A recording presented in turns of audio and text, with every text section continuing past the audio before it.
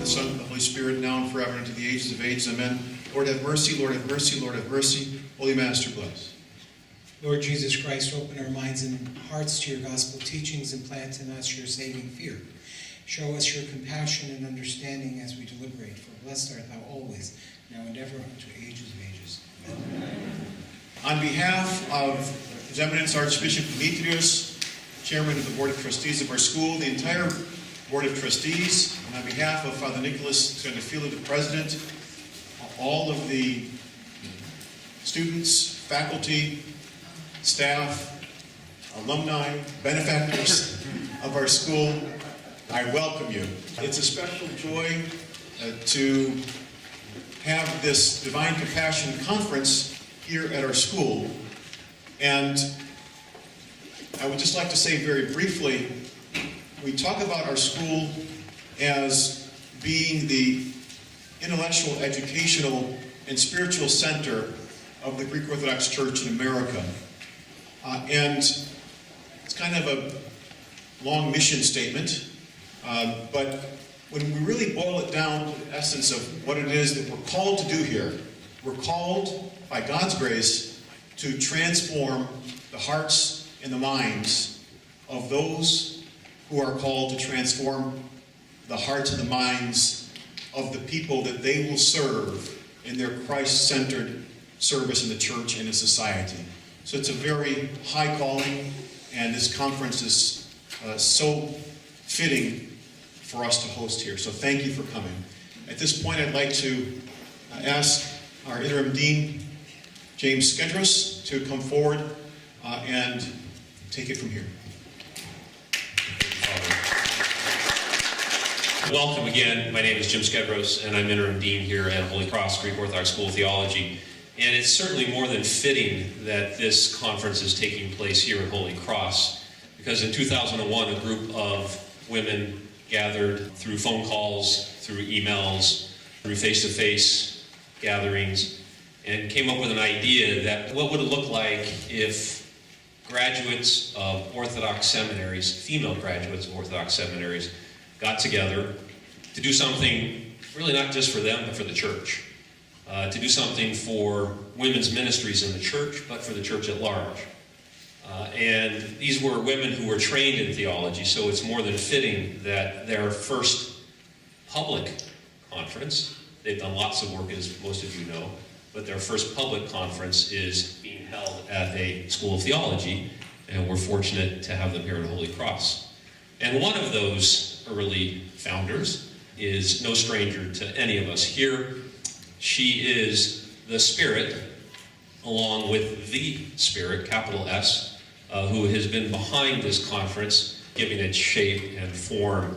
And we here at Holy Cross are extremely fortunate not only to call her an alumna, but also to call her adjunct professor here, who has been teaching and educating and transforming the lives of our students for many years, and that's Dr. Keynote Fitzgerald.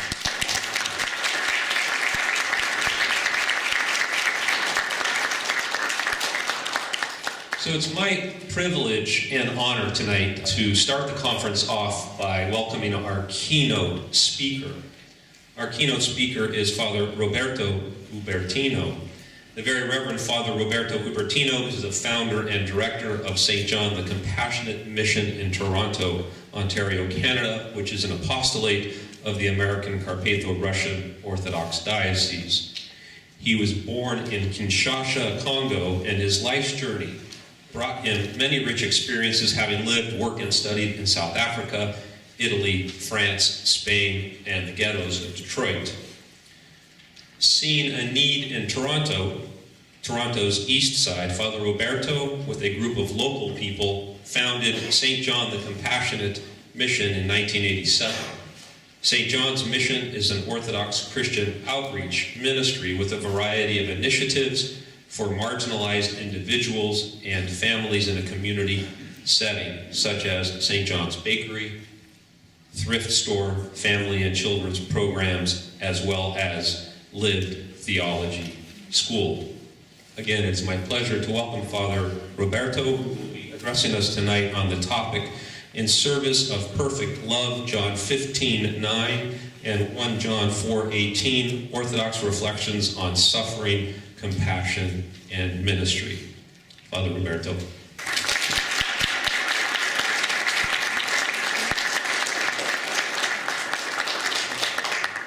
Fathers, brothers and sisters, for your prayers as I try to share with you a few words. It's always dangerous to speak about any virtue and not have your words come back to you to judge you. So that's another hesitancy on my part to speak about compassion.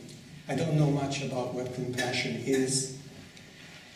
What I've learned mostly is the reality of compassion to what the poor have taught me.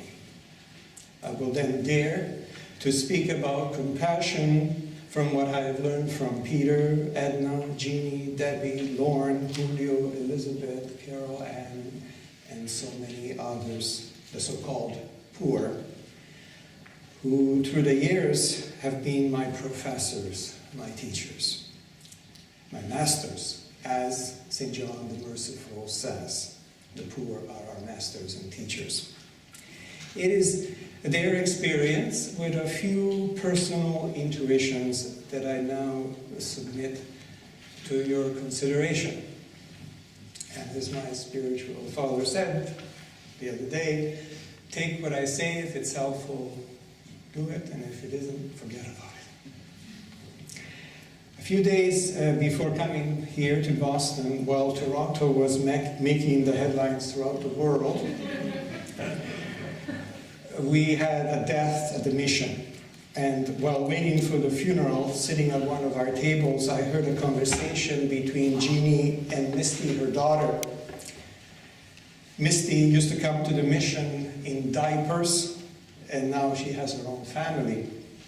As we talked and ate, their warmth and caring seeped into me. The way they recalled the suffering of other people as if it was their own. Neither is a trained social worker or psychologist or social service provider, but both know how to receive and hold and welcome people, especially hurting people. Nor did they seem to care or even notice if the people were poor or rich, black or white, Christian or Muslim, or convinced atheist. They were simply people. Both have ample experience of suffering and rejection in their own personal lives. These two women know people on the bottom rung of society. The Lazarus, it's not at their gate, is at their table. They know him, they see him, they know his name, they talk to him, and they care about him. How come both of these amazing women, with all the suffering they have known in their lives, seem so free from bitterness, and instead exude compassion and put it into action without even noticing that they're doing so? How did they get this way? My own story with the mercy of God, the Eleos, began the night I started to believe in God. One Pascha night, 2 words from the Paschal hymns finally broke my stony heart and dispelled my many doubts. These 2 words, Mega Eleos, the great mercy. The discovery of God's existence and his great mercy were in my life one and the same moment. I was 18 years old, and I would add that all my life has been about learning to live in the presence of this great mercy, this Mega Eleos. Many years later, I found myself with other people responsible for starting what we call St. John the Compassionate Mission. Just before we signed the lease, I met a monk from Simone Petra who was very interested in the idea of such a mission and asked me, what name would we give it? When I mentioned St. John the Merciful, I still remember his kind face saying, no, no, no, no. It's better to say compassionate. In English, it's closer to the Greek meaning of merciful. Being young, not knowing Greek, who was I to object to a monk from Mount Athos? So I obeyed. And this has been a prophetic moment, both in the missions life and for me personally. I would say that the last 20 years have been about learning the meaning of compassion for us at the mission.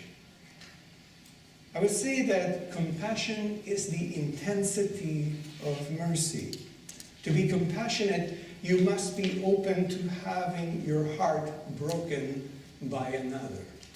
We had a conversation a few weeks ago with someone who works with people who are addicts, and how difficult that is, almost impossible to do. And the person who was moderating the talk, who has a long, long history working with people with addiction, was asked, well, why bother? Should we try it? And she said, absolutely, as long as you're open to have your heart broken. Compassion implies suffering with. That is the meaning of the word in Latin, compatire, to suffer with. In the biography of St. John the Compassionate, it is compassion in the form of a beautiful maiden that at his death leads John to God. It was the same beautiful maiden that St. John saw in a dream when he was very young, around 15 years of age. It is compassion, he was told in that early dream, who alone has access to the very presence of God, for she alone convinced God to take flesh and to suffer for man's sake. In the dream, St. John understands that compassion is at the heart of divine economia. Compassion flows out of the eternal counsel of the three persons. Compassion is ad intra and ad extra when we contemplate the mystery of the Trinity. The incarnation was also a revelation to the angels of God's compassion, as without men they would never know the measure of his compassion. We're reminded by St. Dionysius the Areopagite, who says that the essence of God is hidden to them. Demetrius Stanislaou says it so beautifully, it is unique to our humanity to be both the subject and the witness of God's extreme compassion. Without us, the angels would be ignorant of this mystery of God's being. Providence chose John to propose to the Church of Alexandria the faith of the Council of Chalcedon. As he said when he first became Bishop of Alexandria, I will propose orthodoxy to the people as compassion without limit. Any talk about compassion touches the heart of dogmatic Trinitarian theology and the Incarnation. We see in the life of St. John the Compassionate that the mystery of the person of Christ, as defined by the Council of Chalcedon, is experienced and understood, first of all, through practical compassion. There are some today who advocate in the church an image of God that is almost tyrannical. Orthodoxy with teeth, some claim, often in reaction to a more cultural understanding of a God that appears almost as a Santa Claus. Compassion then can be misunderstood as a watering down of the Orthodox faith. But is this true? In the Gospel of Luke, the Lord tells us that only the Father is compassionate. The very origin of being and the source of all created existence, the very perfection of life and existence that Matthew calls the perfect one, Luke calls the compassionate one. One day I visited a new priest at a local Orthodox church. The church is right in the middle of the largest and oldest public housing complex in Canada, a few minutes away from us. He was telling me the challenges of being in that poor neighborhood. At one point, he looked out at some people walking in the streets and said, "These people, they are garbage." Sometime later, I attended a service in a church and heard the preacher tell the people that if you don't go to church, or if you say you don't believe in God, and you die, God will put you in the garbage. Of course, the preacher reminded us that God is also merciful. Garbage and mercy. This link between garbage and mercy has deeply disturbed me. I thought of all the people in the last 28 years at the mission, whom I've loved and whom I've taught, who have taught me so much about compassion, how in the end they would be treated by God as garbage. I thought of the woman who told me she had stopped going to church after her priest during confession fondled her, and when she asked for help in the church, she had been dismissed. I thought of all the people at the mission who had died over these years. Are they now in some kind of cosmic garbage?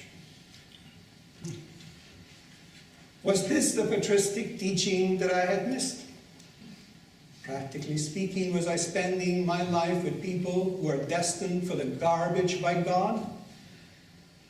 But as this is how we are to understand God's compassion, a compassion towards garbage, do I really want to believe in such a God?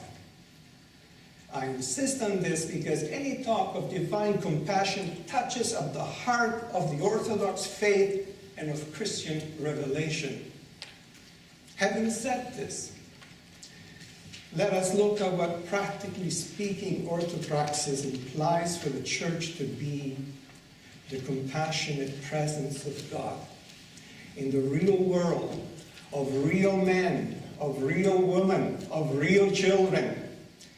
If the Church is to be understood and to be experienced as a dynamic continuation of the Incarnation, if the Church desires to help men and women to become like God, then it simply needs to give up the desire for power, for wealth, privilege.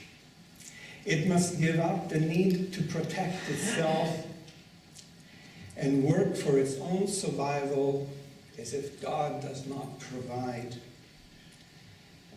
We must together take real risks in opening our lives to the poor, to those who suffer, to those who have no power. This is what kenotic love means in the concrete. As we read St. Paul, let the same mind be in you that was in Christ Jesus, who though he was in the form of God, did not regard equality with God as something to be exploited, but emptied himself, taking the form of a slave, being born in human likeness. We must try to wean ourselves away from this fascination and almost identification of orthodoxy with imperial power. From the start of the mission, we were challenged by this question: how can we minister to people who suffer from a position of power or privilege? How can we be near with people struggling to feed their children and be totally financially secure as an institution? How could we be the Church with those who don't know where they sleep tonight and give the impression that all our needs are met? We can't minister out of privilege and financial security. This has been an important lesson for the mission. Today, people see that the mission is poor. Historically, we didn't start with a grant.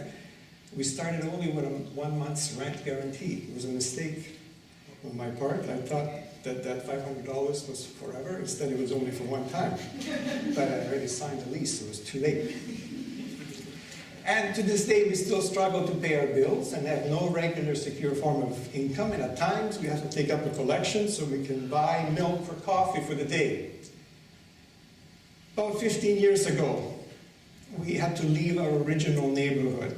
The drug problem was out of hand, so was the violence that comes with it. And we just couldn't continue the work. As someone from a local church in another neighborhood suggested that we use a building they had as our new home. Happy with this news, we announced our new location, invited everyone to come next week for Vespers and supper. In the meantime, after we have moved all our belongings into the new building, the people of the church decided that they didn't really want us there. But that didn't stop them from hanging on to all our toilet paper, I would say. It's a whole story. So we found ourselves the following week locked up, homeless. Now imagine the surprise of the homeless who came that evening for supper to find us also homeless on the street. And that evening, we prayed with them Vespers and shared together a meal outside the locked building, homeless with the homeless. For several weeks after, we continue our life on the sidewalk, then moved to the park across the building, and eventually into a rented community house. It took over 9 months, around the time of Pascha the following year, to find the present home where we're now. St. John Carpathos says it so well. We have it written on the wall in our entrance. He said, "Only in godly poverty, in weakness, can be proclaimed the riches and power of the kingdom of heaven."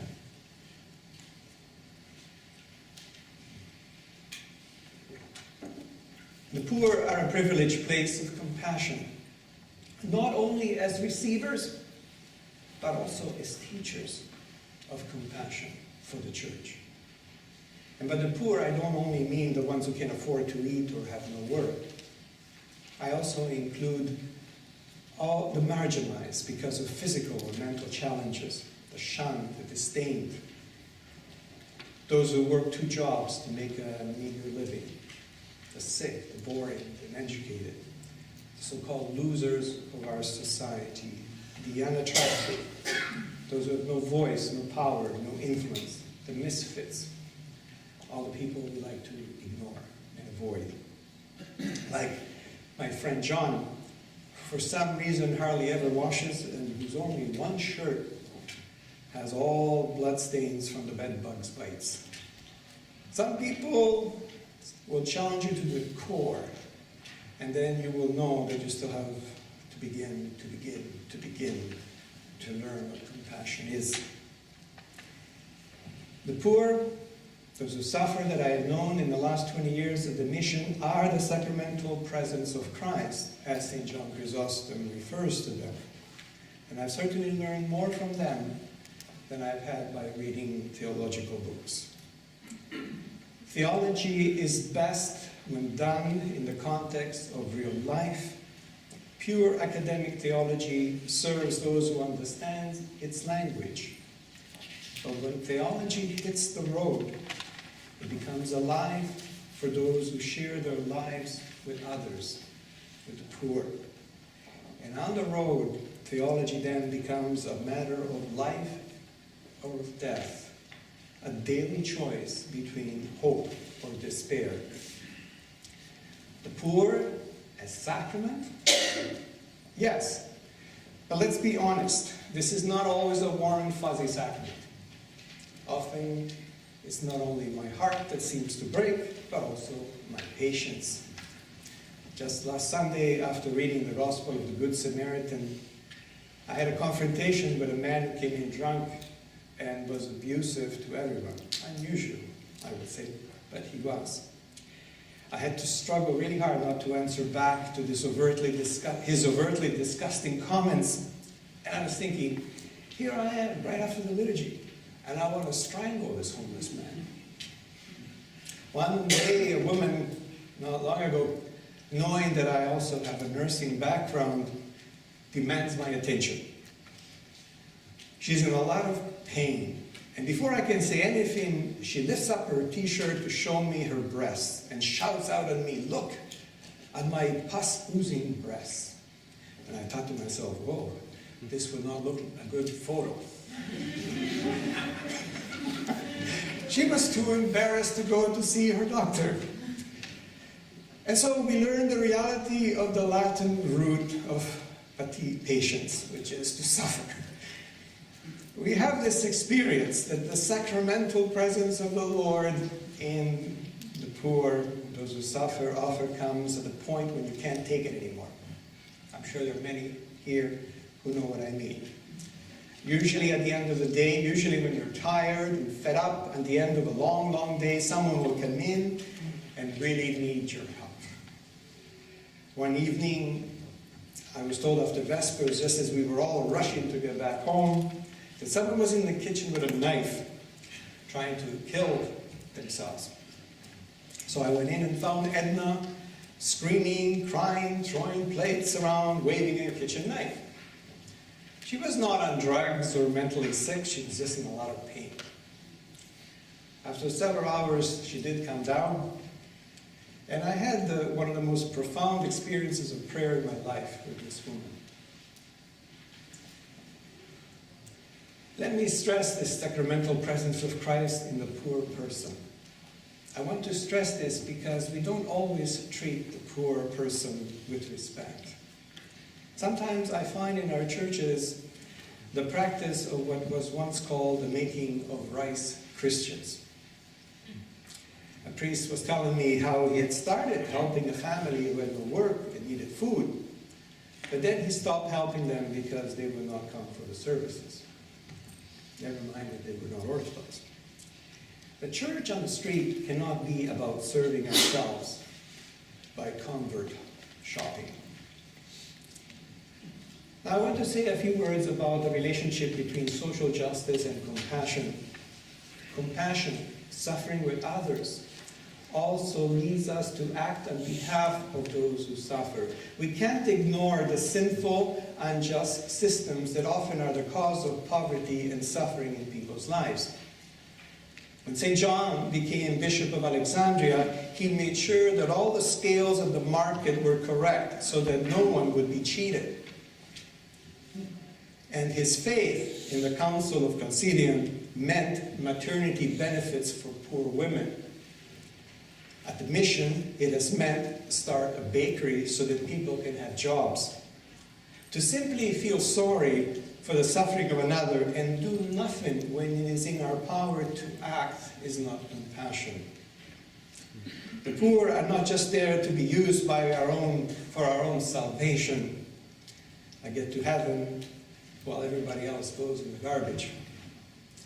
A seminarian came to me one day and said he wanted to work with the poor because they are totally ungrateful, and this will help him to learn humility and make him a better Christian. A few years ago, I got a call from one of our local churches who wanted to send their youth to help feed the poor. The problem was this, that the youth program was so jam-packed with activities that they did not have the time to come down to the mission. So they proposed to rent a school bus for us that we in turn would fill with the poor. They would drive these people up to their church, an hour and a half up, and there they would be fed. And the point the priest told me is this. The point is for the youth to feel good. And also, of course, the opportunity to have lots of photos of their experience, inevitably with the comment, "This event changed my life." We had many laughs and some tears about this proposal, still referring it to this day as the feel-good bus. Our brothers and sisters will serve the purpose of making privileged children feel good about themselves. People's suffering is real, and our compassion cannot be an excuse to ignore the fact and the causes of their pain. How can we build a beautiful cathedral in authentic Russian style, have beautiful liturgies, visiting priests who stay in local hotels in a country where just a few hours away, in one of the largest barrios, I was told, most families eat once a week? Compassion must lead us to name the evil that oppresses those who suffer. The hunger is the consequence of sin, but not necessarily the sin of those who are hungry. A South American bishop once said it well, "When I feed the hungry, I'm called a saint. When I ask, why are there hungry people, I'm called a communist." We are a culture that is based on the values of productivity, efficacy, results, and all must be proven by stats. We need instant results, instant gratification, even when it comes to compassion. But when we invite our youth, especially them, but anyone else, but especially the youth, who for the most part are from a privileged background, when we invite them to enter the culture of the poor, we need to help them understand that what matters is learning to become vulnerable. That they are first of all invited to become poor with the poor. Rather than coming first to do and to help the poor, come first of all to listen, to learn the language. Come to learn from the poor. Let us not promise them instant life-changing experiences through the handing out of a sandwich. Rather, we need to teach them to start by loving personally one or two people, and over time learn what compassion is. There is no instant compassion. In Toronto, we have attached to the mission what we call the Live Theology School. It gives people, over the course of 1 year, an opportunity to learn how to do and live specifically Orthodox mission in a North American context. I always say, if Orthodox lived compassion looks no different than the Salvation Army, for example, then why have a different theology? At the start of the school year, of the Live Theology School, each lay missionary, as we call our students, is given one poor person from the mission, who that year will be their professor, so to speak, their mentor. 3 years ago, I assigned to one of our new students, Michael, a young man who was in a wheelchair, a regular at the mission, and who happened to share the same name, Mike. Later on in that year, this young man, Mike, in the wheelchair, died. Tragic death. And Michael continued to visit Mike right up to his death. Mike taught our student about how it is to be with someone with whom you feel helpless, and concretely to struggle with the meaning of suffering, especially when it seems random. Liturgy, theology, asceticism take on a different luster when lived in the context of a church that opens its doors to the poor. We are then chased out of our safe goal boxes, and gently our faith is by necessity purified. The church, when it truly opens itself up and makes itself vulnerable and poor, learns that we can only approach the mystery that we call God through kenotic love, which is self-emptying love. St. John Chrysostom, one of the most passionate writers about the suffering of the poor, it may not be well known that both in Antioch and in Constantinople, he would often spend a lot of time with people who were suffering and was deeply affected by what he saw. Theology is best done in the context of real life. When I hear that someone from North America on a 2-week missionary tour, having spent the equivalent of 1 year's salary of an ordinary African, is given the right to teach local women about the gospel, well, this fills me with deep embarrassment. Yes, we need to begin to learn what it means to be a compassionate church. And maybe this is what Father Alexander Men, a Russian priest murdered a few years ago, meant when he said, Christianity is only beginning. The Apostolic Church responded to the problem of caring for the poor, the problem of practical compassion, as you recall in Acts, with a new sacrament, the sacrament of the diaconate. If the diaconate has become today an optional luxury in many parishes, it is perhaps because we have forgotten that diaconia, practical compassion, is not optional any more than the liturgy is optional. We have 2 deacons serving at the mission. This thanks to our beloved Bishop Gregory's support. And frankly, there is enough work for at least 2 more. And I'm sure most parishes could use the same if they understood the need of practical compassion. We will often feel helpless in the face of tragedy, of suffering, of loss, powerless often to help. And this is a good thing for us to know. While striving to help and to make a real difference in other lives, we need to remember that the heart of compassion is the desire to give your life out of love and to trust that love can heal even when you can't see it. One of the Live Theology students said it so well. Only when the mission becomes the whole of your life can you become part of the lives of others.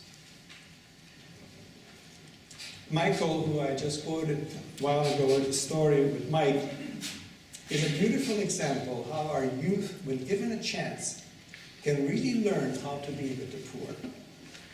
One day Michael was walking in the street of Toronto, and he was called over by an old bag lady living on the street that Michael had come to know at the mission.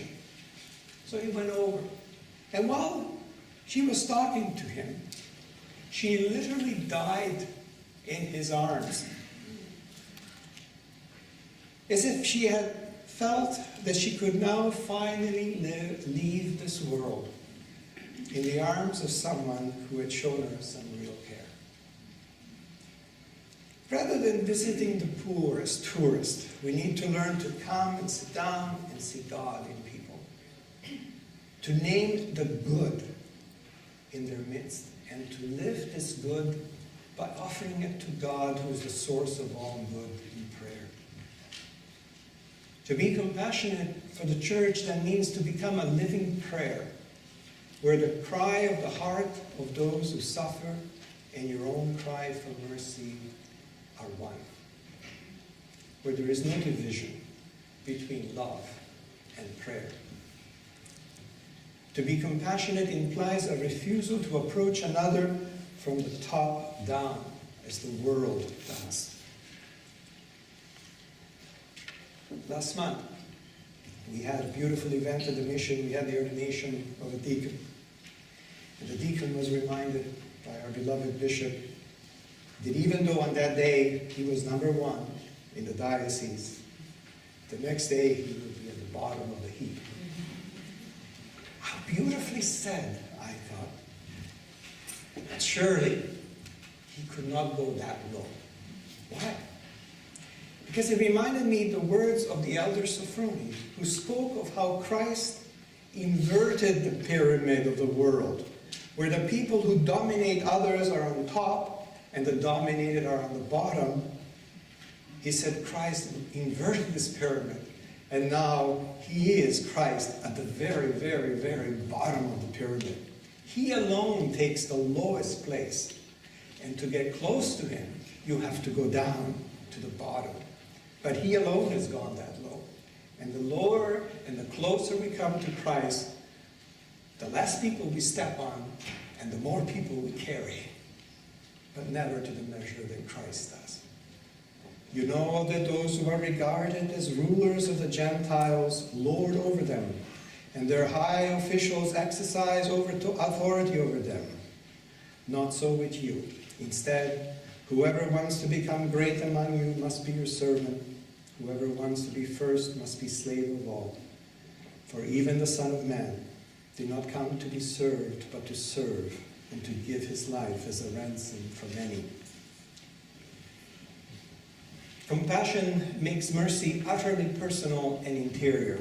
It establishes a deep form of communion through a shared vulnerability and gentleness.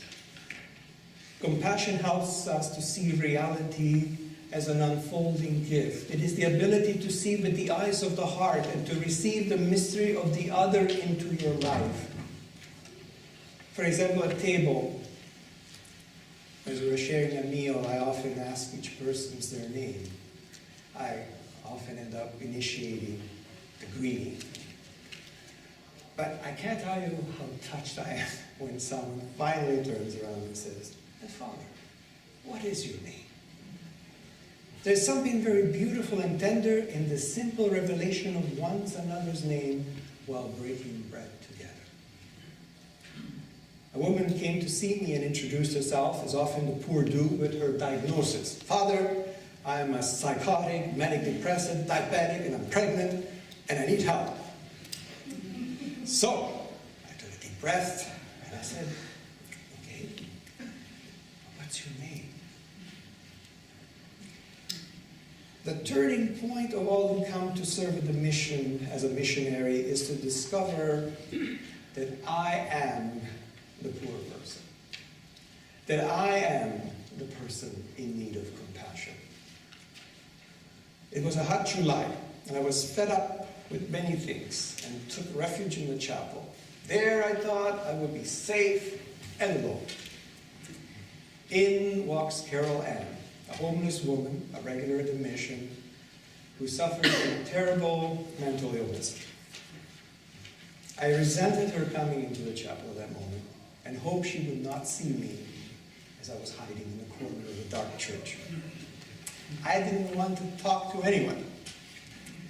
I saw her walk right up to the icon of the Lord and felt relieved that she had not seen me. Then she started to pray out loud for me.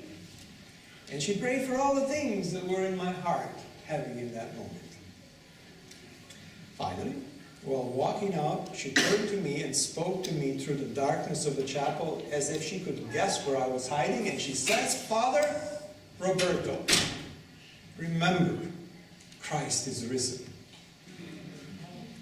Those were the very words, the mega eleos, the words of compassion and mercy, words that I needed to hear at that very moment. Now, Carol Ann was not Orthodox. A few years later, Carol Ann, after escaping from a local hospital where she had been committed, jumped off the bridge near the mission. And I miss Carol Ann very, very much. One day while I was walking near the mission, I saw two of our regulars. They are a First Nation couple, very dignified, but almost a little bit inebriated. They were out begging for money, working the streets. And they saw me and they called me over. And the man commanded me, "Father, stretch out your hand. Give me your hand." And I did. And then he proceeded in pouring in my hand through this half-eaten styrofoam cup all the pennies and the dimes they had collected, proudly saying to me, "Here, Father, you feed us. Now it's our turn to help you." I initially thought, this doesn't look good. Somebody takes a picture of this. Someone could put a picture of the executive director of St. John the Compassionate Mission collecting money from the homeless. Is this compassion? But I soon realized what a privileged moment it was for all of us there. For them to be able to give and for me to receive. As Jesus said, it is more blessed to give than to receive. Giving is a blessing. So it is important that in living out compassion, we accept to receive from the poor, so that they can be doubly blessed. People think of Orthodoxy as esoteric, smells and bells, highfalutin theological terminology, prancing around in fancy robes. We quote in ancient Greek while mothers during our sermons try to keep their children quiet, and fathers wonder if they still have their job on Monday. Sometimes we like to give the impression that only the most intellectual, the most influential people convert to Orthodoxy.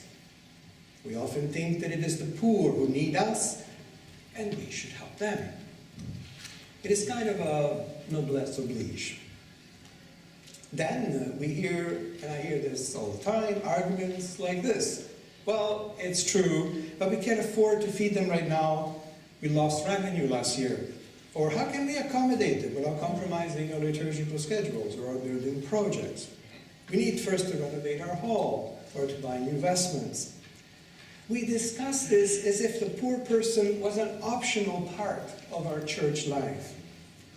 The reality is, the fact is that the church and the poor need each other, both theologically and in the most practical of ways.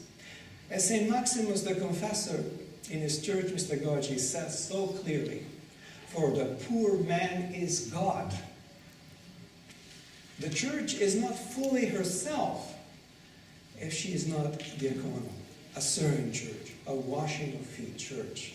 It's not an option. Liturgy, theology, asceticism take on a different luster when lived in the context of a church that opens its doors to the world, opens its doors to the poor, opens its doors to those who suffer, to those who are seeking. Remember how the doors were locked after the Lord had risen from the dead? The disciples were afraid and they locked the doors and they were locked in until Christ came and forever opened them up. One of the church canons that no one fights about today, we fight a lot about canons, but not about this one. And this is from the Council of Nicaea, 381. It says, declared, houses of hospitality must be built for the poor in every city of every diocese. How many of us fight about that canon? And in the Apostolic Constitution, 59, it states that providing assistance to the poor was a duty for all bishops, priests, and deacons. That means, concretely, that there must be places in every diocese where the doors are never closed. Compassion is not a 9-to-5 job. I remind myself often of the words of Saint Maria of Paris, who said, don't give a piece of bread unless the person that you're giving that bread to means something to you personally. Otherwise, they will never forgive you for the help you gave them. It's not enough to help people. You have to fall in love with people. Elizabeth, who always repeats things in phrase at the mission, and each day reminds me of what really matters, and she, as the Protestants say, convicts me. I don't know if that's the right way to say it.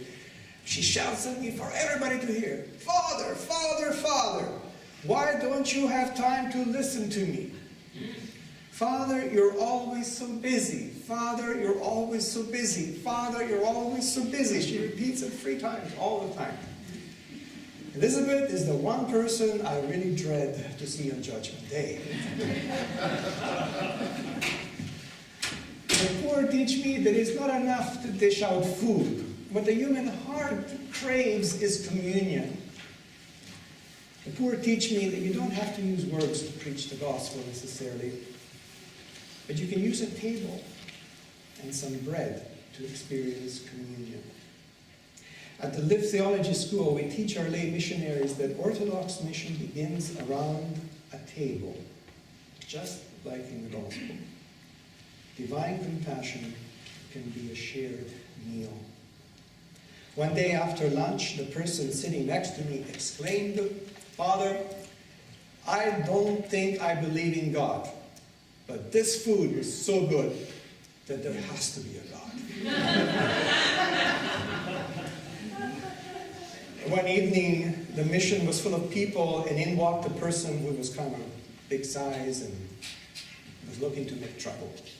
Lucy, the person in charge, was pregnant at that time, 7 months, and small. And she had lots of experience and small trouble, and so she went and sat beside this man. She tried throughout the meal to talk to him to address what she clearly saw was a man in a lot of pain. The man completely ignored her, ate his supper, and walked out. Sometime later, while she's cleaning up and thinking what a failure she had been, in walks the man and goes right up to her, and he has in his hands flowers, which he probably stole.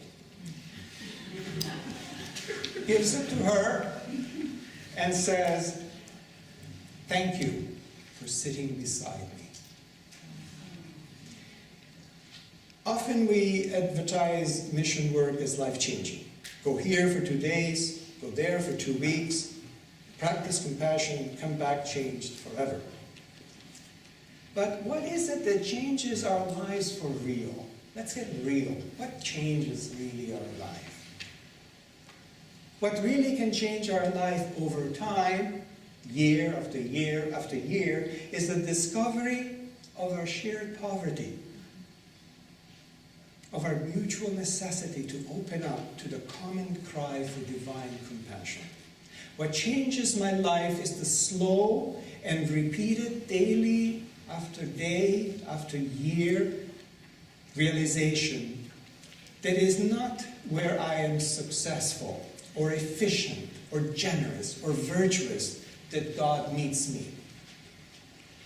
But rather God meets me in my core wound, in the depths of my poverty. For ultimately there is no garbage for God. It is in learning to share my poverty with another, reaching out in weakness with another, that I am most efficient in God's eyes.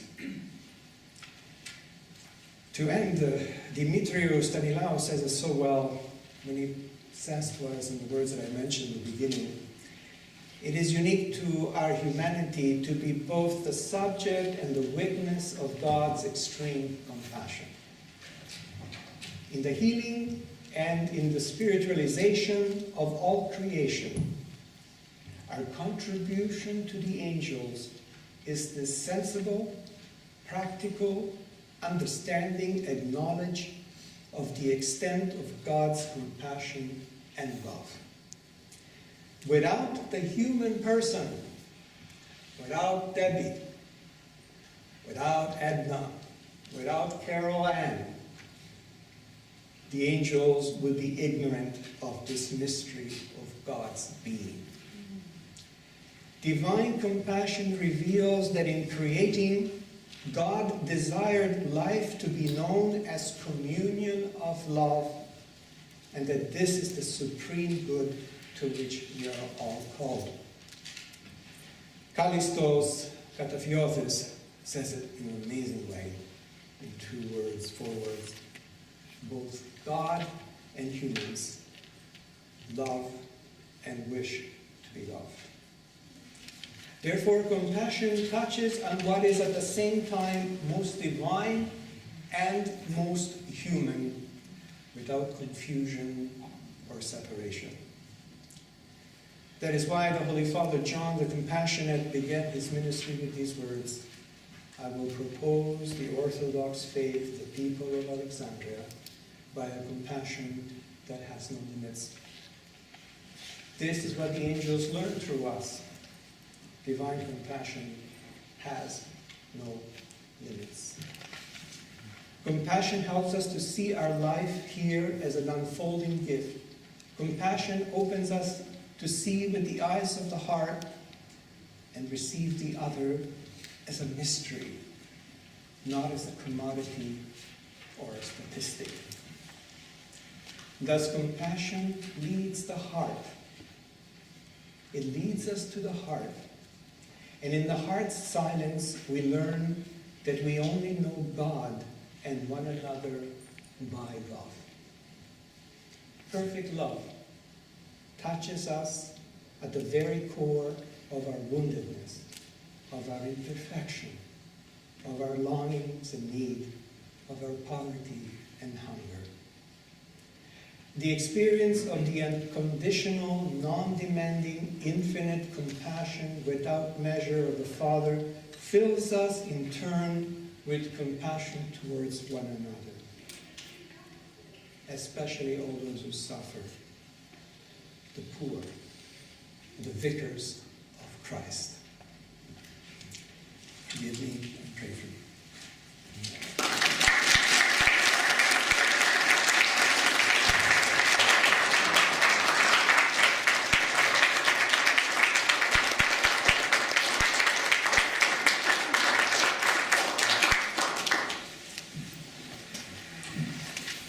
Thank you, Father. Wow.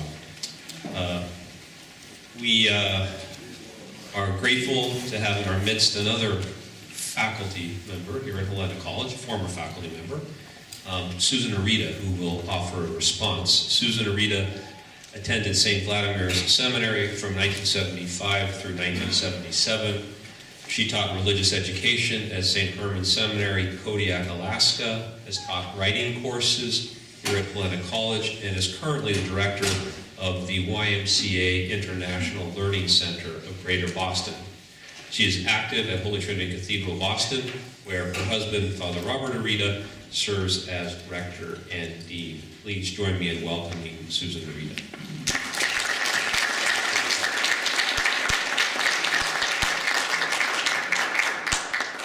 Good evening. I'd like to begin by saying that it is an honor, even though it is a daunting task, to comment on the work of Father Roberto Ubertino. His work is well known and unique by any standard, and he has begun our conference by generously sharing what he does and what he has learned through his work at St. John the Compassionate Mission in Toronto. It is a work that is fueled by a fire in his heart. Your story, Father Roberto, while different, nevertheless, for me, has a deep connection with the work of a 20th century Orthodox Christian whose love for Christ burned in a time that was nearly consumed by evil and utter darkness. I'm speaking, of course, of Mother Maria Skoptsova. While Father Roberto's work is relatively new to me, I dare say that the fire that burned in the heart of Mother Maria and her co-workers at Normel in Paris in the 1930s and 40s is the same fire that enlightens the work of the St. John Compassionate Mission in Toronto, Ontario in 2013. Tonight I would like to talk about what Mother Maria called simple compassion and how I see it impacting my work and the work at St. John the Compassionate Mission. Mother Maria, as you most likely know, was a Russian refugee who found her way to Paris in the early 1920s after escaping the trauma of the Russian Revolution and a civil war. She's probably best known for her death at Ravensbrück concentration camp on the eve of Pascha in 1945. But the martyr's crown that sits atop the head of a woman I love for her unconventional activist approach to orthodoxy and Orthodox monasticism, her utter disregard for her own appearance, health, and welfare, and her unconditional outpouring of love for those who suffered from the brutal effects of poverty, loss of home and country, intense racism, and war. Controversial at best, I remember our beloved Professor Verhofsky at St. Vladimir's, who was a personal friend of Mother Maria's co-worker, Father Dmitry Klokinin. He remembered Mother Maria as a thorn in the side. That being said, this thorn in the side saved the lives of poor, abandoned, and persecuted people prior to and during World War II. This calling ultimately led to her horrific suffering and her death at Ravensbrück, which was acknowledged in 2004 by the Ecumenical Patriarch when she was glorified as a saint in our church. The way to God, according to Mother Maria, lies through love of people, and she stressed there is no other way to God.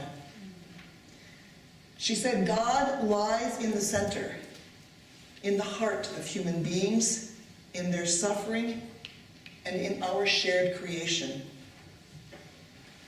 What is our shared creation, as described in Genesis, but a sign of God's overflowing love and compassion?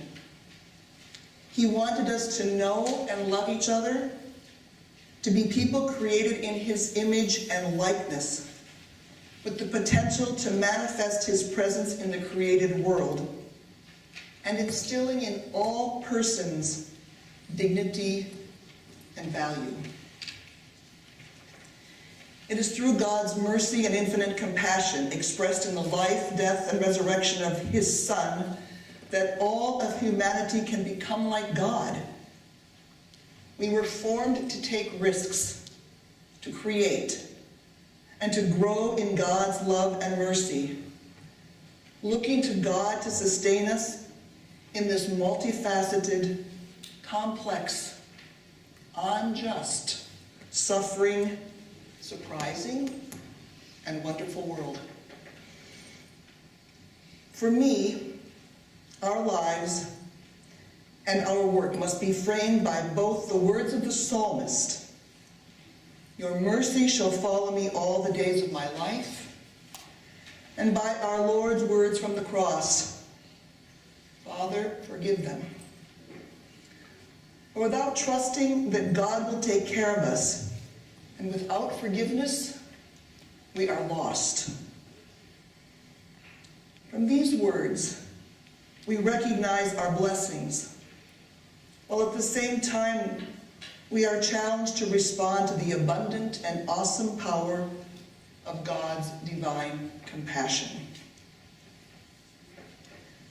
Thanking God for all that He has given us is extremely hard, when what we have been given is not what we expect. And in reflecting on divine compassion, we become painfully aware of how we fall short. Developing an awareness of the mercy bestowed by a dispossessing and self-sacrificing God in a culture which inevitably values not the person, but the accumulation of wealth and power, creates an uncomfortable tension that is difficult to resolve. Mother Maria's response to this tension led to a martyr's death.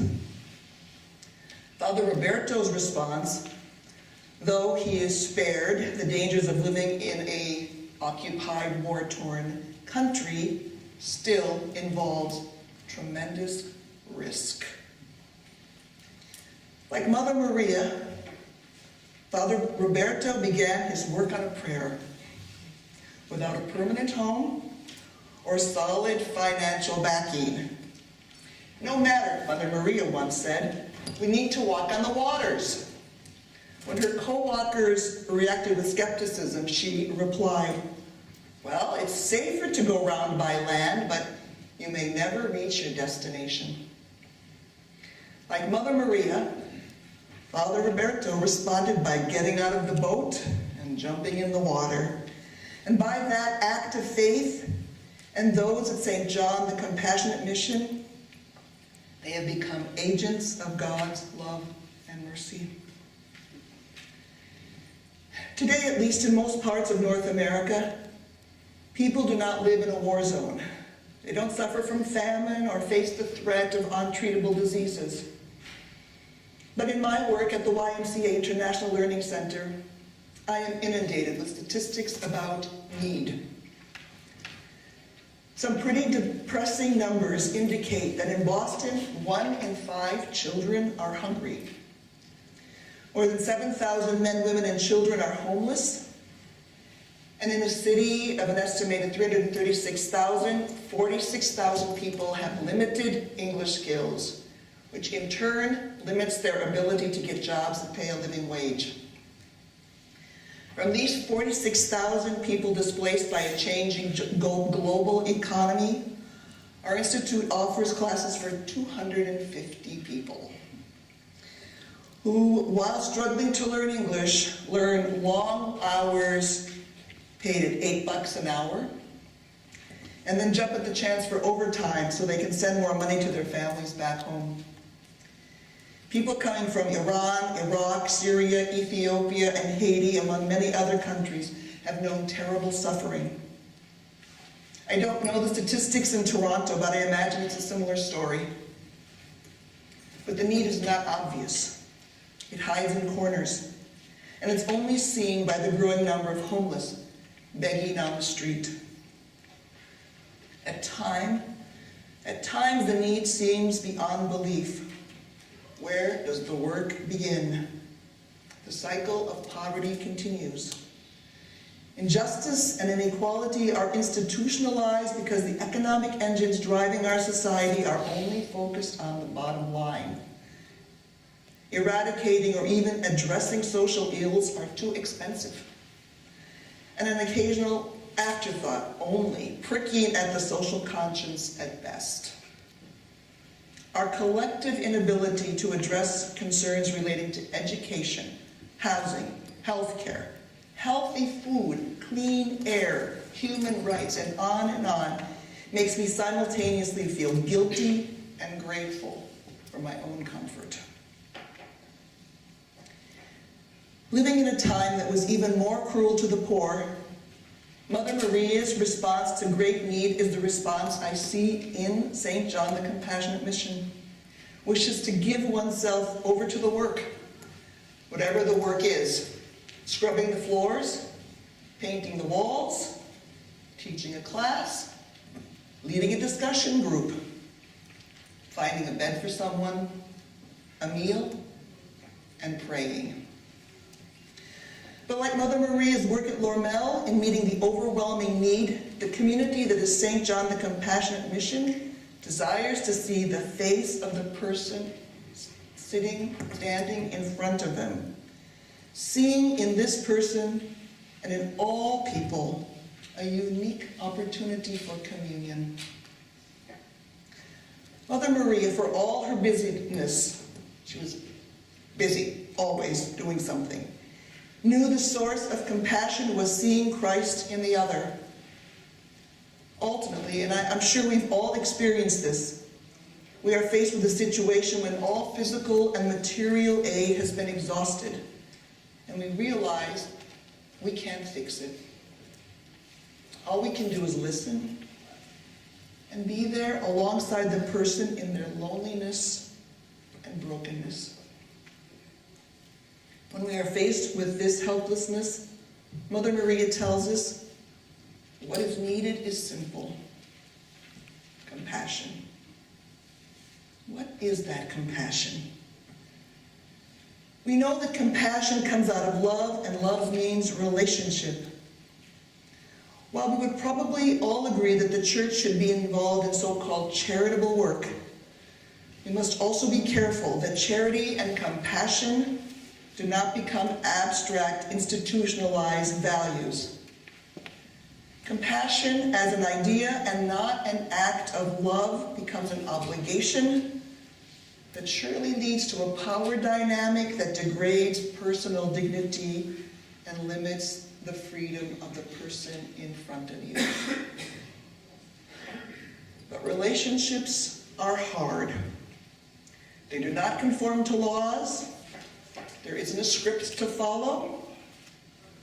Relationships are messy. We heard very well how messy. High risk, unsystematic, even dangerous. They are based on faith and not reason. Relationships make us vulnerable, like God is vulnerable. But at the same time, it is that vulnerability that opens us up to our true humanity and to divine love and compassion. Like Father Roberto, Mother Maria reminds us that loss of relationship and exclusion from society exacerbates suffering. When I think of the miracles of Jesus, what is striking is not only the physical healing, but that the physical healing enables the afflicted person to rejoin the community. While I welcome and appreciate the unique activism that characterized St. John the Compassionate Mission, I feel confident, and after hearing you, I know that Father Roberto would agree that this work, that these relationships can easily be undermined without the prayer of the Church. Our corporate worship offered on behalf of all and for all is what makes this work worth doing. I truly believe Mother Maria's work and the work of St. John the Compassionate Mission, or for that matter, any of our work, could not go on without the assembly of believers continually praying to our compassionate God for mercy. I would like to share a story that revealed to me the humble power of our worship. A few years ago, a man began coming to our church regularly. And he came to every service. Daily Vespers twice a week, Saturday Vigil, the Divine Liturgy, and all the festal services. The only person, I'm sure. And although he came to every service, he spoke only casually to some of the ladies in the back. And then he would slip out unobtrusively. He used a cane and walked with a slight limp. Those who spoke to him didn't really know any more than those who kept a polite distance. After about 6 months, he came forward to venerate the cross. And he asked the priest, who happens to be my husband, if he were free to talk. And he was. When they met, the fellow began by expressing his gratitude for the church, saying that in coming to the church services, he had been healed. He then described himself as being from a prominent family with the advantages associated with the privileged. He went on to speak about his involvement in social justice causes, including his leadership in a well-known campaign to fight hunger. But he said at some point, the work that he had been passionate about had become overwhelming and unbearable. And he found his only alternative was suicide. His suicide attempt failed, but surviving did not restore his will to live, and he remained despondent, he said, after leaving the hospital. One day, he was out wandering, and he happened to pass by the church. He said he heard the sounds of the service through the open door and was drawn in. Once in, he stayed.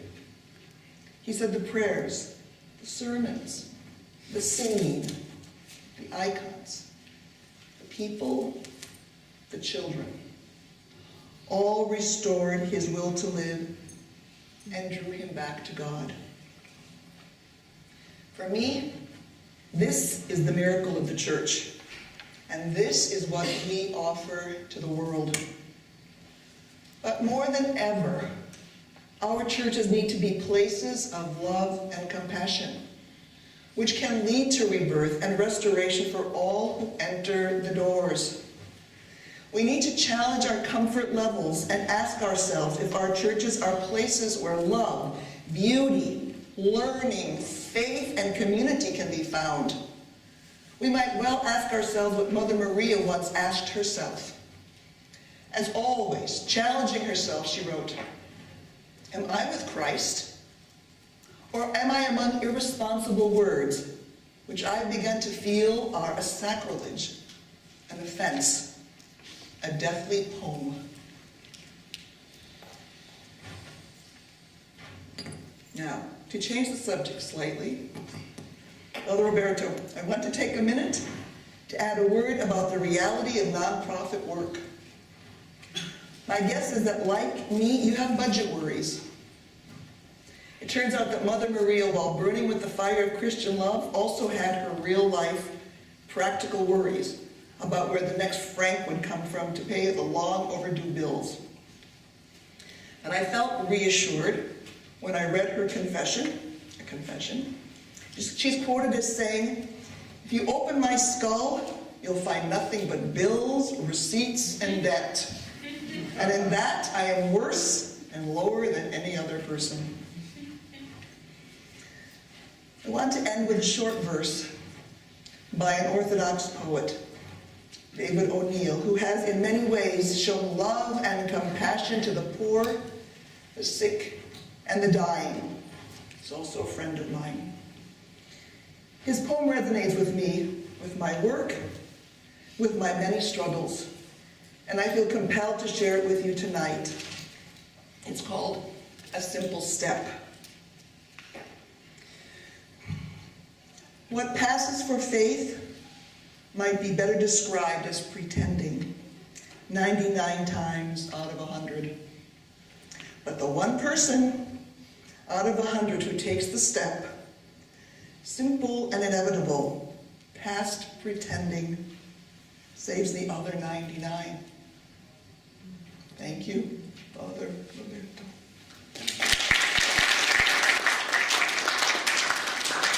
Thank you very much, Susan.